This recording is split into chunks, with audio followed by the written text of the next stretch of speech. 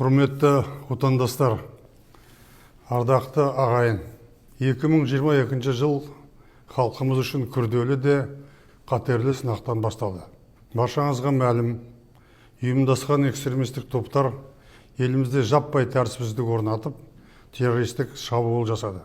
Соның салдарынан бейбіт тұрғындарымыз зардап шекті. Қасіретті оқиға кезінде қаза болғандардың жақындары мен туған туыстарының қайғысына ортақтасып көңіл айтамын. Лаңкестер елдігіміз бен егемендігімізге, тыныштығымыз бен тұтастығымызға қауіп төндіріп, жұрттың берекесін қашырды.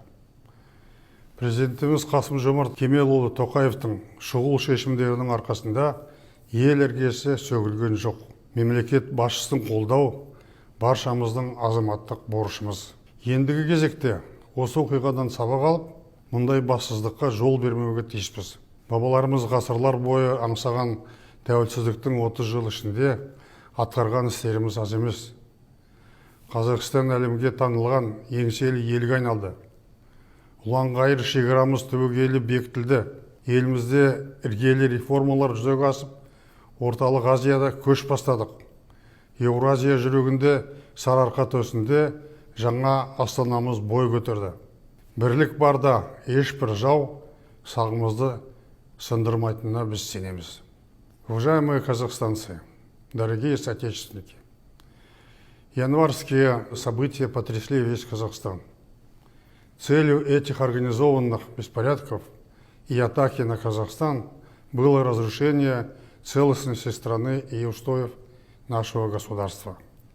Эти события еще раз показывают, что независимость нужно беречь, как зеницу ока, как хрупкий сосуд, требующий особо бережного обращения. Происшедшая трагедия стала для всех нас уроком. Важно выяснить, кто организовал все эти погромы и убийства.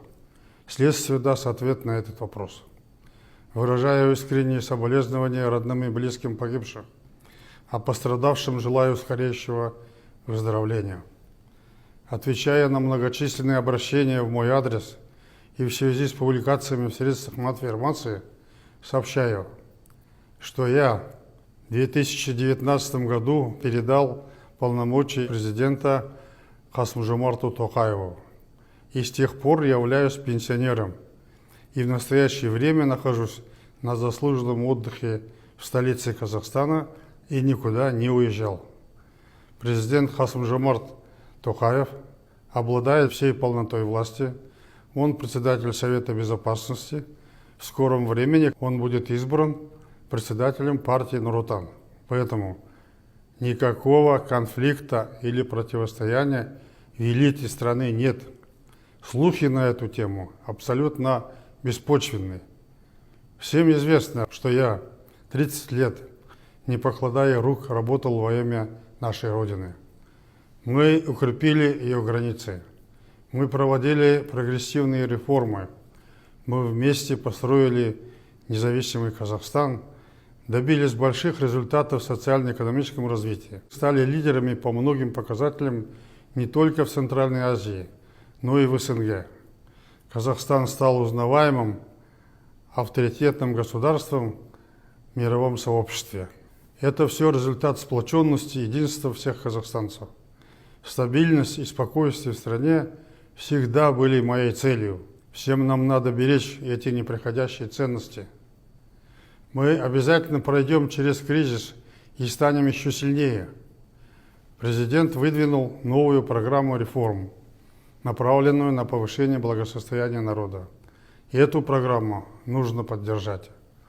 Желаю вам, дорогие соотечественники, здоровья и благополучия. Благодарю вас за поддержку моего курса реформ и модернизации, который я проводил, находясь на посту главы государства.